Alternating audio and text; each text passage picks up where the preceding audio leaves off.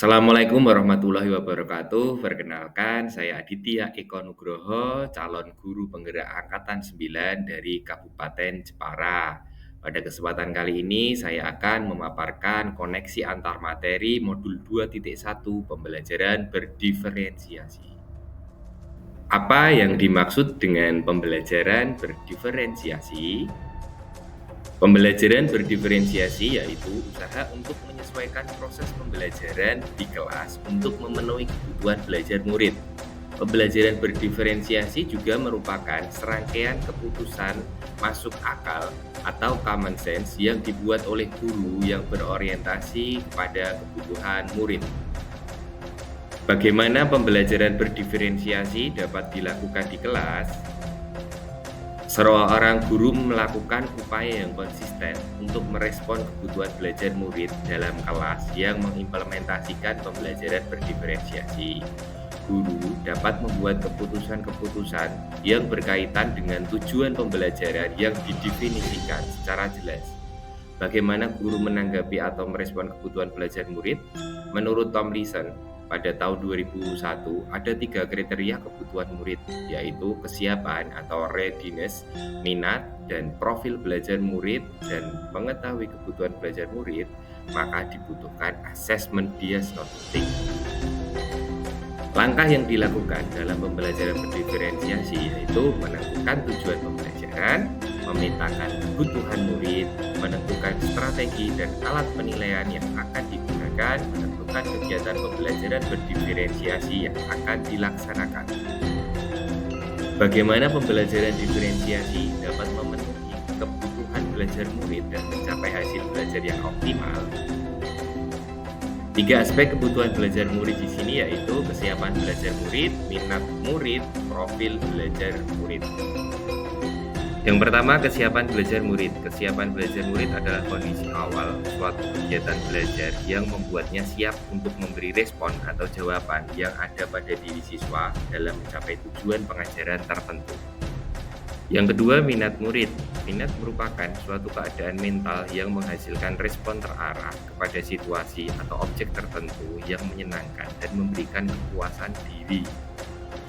Yang ketiga, profil belajar murid. Profil belajar mengacu pada cara bagaimana kita sebagai individu paling baik belajar. Tujuannya adalah untuk memberikan kesempatan kepada murid untuk belajar secara natural dan efisien. Dalam profil belajar murid, ada beberapa hal yang mempengaruhinya, yaitu seperti lingkungan, kecerdasan majmuk, budaya, serta gaya belajar. Kebutuhan belajar murid dapat diidentifikasi dengan cara mengamati perilaku murid, mengidentifikasi pengetahuan awal, atau dengan melakukan asesmen diagnostik. Yang ketiga, mereview dan melakukan refleksi terhadap praktik pengajaran yang telah kita lakukan, berdiskusi dengan rekan guru, mereview hasil belajar murid pada kelas sebelumnya, yang terakhir menggunakan berbagai penilaian formatif dan diagnostik. Strategi untuk mendiferensiasi pembelajaran ada 3. Yang pertama, diferensiasi konten, yang kedua, diferensiasi proses, yang terakhir, diferensiasi produk. Yang pertama, diferensiasi konten. Diferensiasi konten berkaitan dengan apa yang diajarkan kepada murid. Tingkatannya bisa melalui tingkat kesiapan, minat, dan profil belajar murid yang berbeda. Yang kedua, diferensiasi proses. Kegiatan yang memungkinkan peserta didik berlatih dan memahami atau memaknai konten dengan cara membedakan proses yang harus dijalani murid.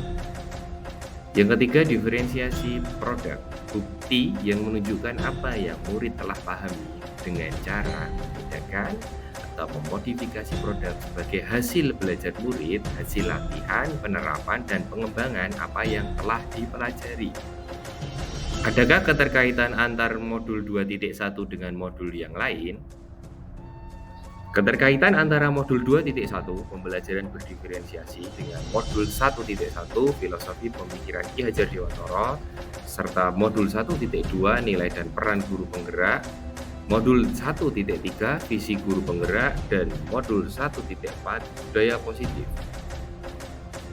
Keterkaitan modul 2.1 pembelajaran berdiferensiasi dengan modul 1.1 filosofi pemikiran Ki Hajar Dewantara adalah untuk dapat melakukan pembelajaran berdiferensiasi, maka guru harus berusaha memenuhi kebutuhan belajar anak sesuai dengan kodrat alam dan kodrat zaman berdasarkan filosofi pemikiran Ki Hajar Dewantara. Keterkaitan pada modul 2.1 pembelajaran berdiferensiasi dengan modul 1.2 nilai dan peran guru penggerak. Dalam melakukan pembelajaran berdiferensiasi, seorang guru penggerak harus berpihak pada murid, reflektif, mandiri, kolaboratif, dan inovatif untuk menciptakan pembelajaran berdiferensiasi agar dapat memenuhi kebutuhan murid. Dengan demikian, seorang guru penggerak dapat mewujudkan kepemimpinan pada murid dengan menuntun murid merdeka belajar. Hal ini sesuai dengan nilai dan peran guru penggerak. Keterkaitan modul 2.1 pembelajaran berdiferensiasi dengan modul 1.3 visi guru penggerak, yaitu pembelajaran berdiferensiasi dapat menjadi salah satu strategi untuk mewujudkan visi guru penggerak yang berpihak pada murid.